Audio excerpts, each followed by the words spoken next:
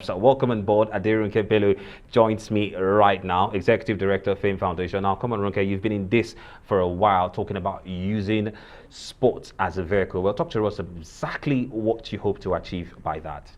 Nigeria is a diverse nation. Yeah. Interestingly, we have our religion, let me say differences, ethnicity, languages, even geopolitical zones, but the only unifying factor in Nigeria is sport. Definitely. That's the only language you all understand, and this is why I'm using sport and of course my sport background to use as a tool to to campaign for gender equality and also to advocate against gender-based violence. All right. Well, just to also remind and throw that one in there, that you've been a sport writer for a very long time, and also had lots of associations with Confederation of African Football and FIFA also. Now it's good. Now just that one we just talked about. One of those initiatives by CAF and by FIFA to ensure that yes, they continue to make a very strong statement that yes, sports can indeed solve these issues. But talk to us, you've been in the field, you've witnessed, well, exactly what are some of these statistics and situations? Well, we hear that the numbers seem to be climbing with the coronavirus pandemic. Yeah, well, it's gender-based violence has been around for years, and sport has not really been used. It's underutilized in combating this menace.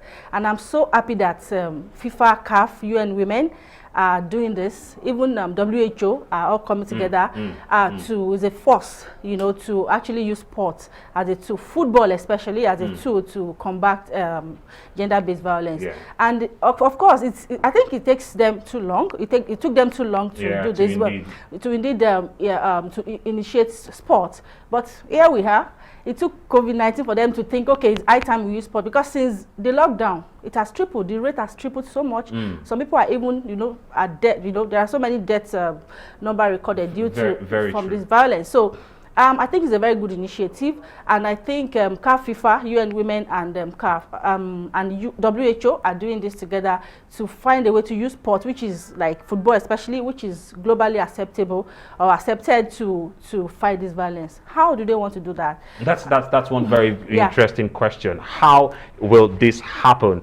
Just by playing football, or exactly what? No, we combine physical activities to advocacy. How do you do that? While matches are going on, there could be adverts, there could be messages, there could be some selected fan or spectators wearing T-shirts. Even players can also be engaged to speak about this, because these are ambassadors. These are people. A lot of players look up to them.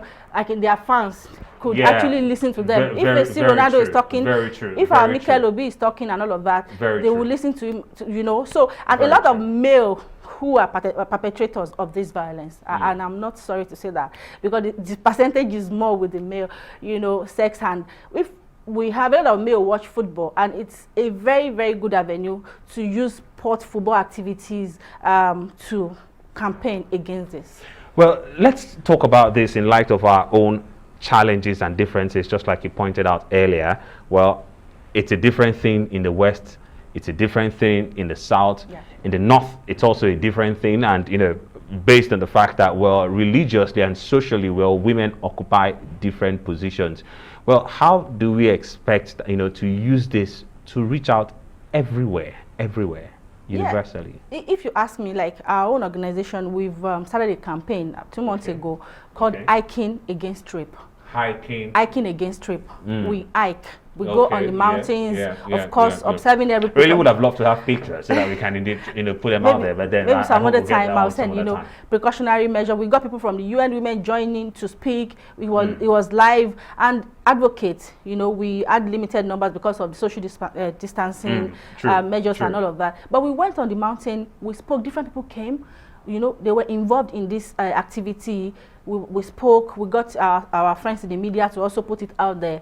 It's just an avenue. It's sport. Yes, we have our conferences, seminar, workshop, and all of that. But sport is physical. It is live. It's real. People want to watch sports, and while they are watching, when they're watching football, watching basketball, whatever it is, they're also learning, getting something away, taking some messages away from sporting activities. This is why I think sport is a very good tool. Well, very interesting. Well, we also know about, the celebrity football, that you definitely have, pioneered over, I think it's been on for over 5 years now, or Yes, thereabout, yes. bringing celebrities to also, well, how has that also affected the message, or impacted the message? Celebrities are like small G God to some people.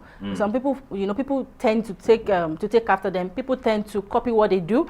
People tend to because this certain celebrity is doing such a thing, I'll do it. So if that celebrity is talking to them not to do this, of course they will listen.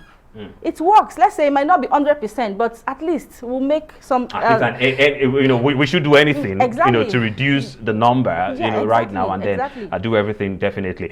Well, Aderonke Bello, we definitely will be looking forward to having you here again, and also, well, talk more about this project and exactly, well, we have to do everything, and that's because the numbers were indeed very, very, very, very high. I would like to say one thing. Please, violence is bad. End rape, end gender-based violence, or whatsoever it is bad, and rape is a crime. It has to end. Thank you. All right, thank you so much there.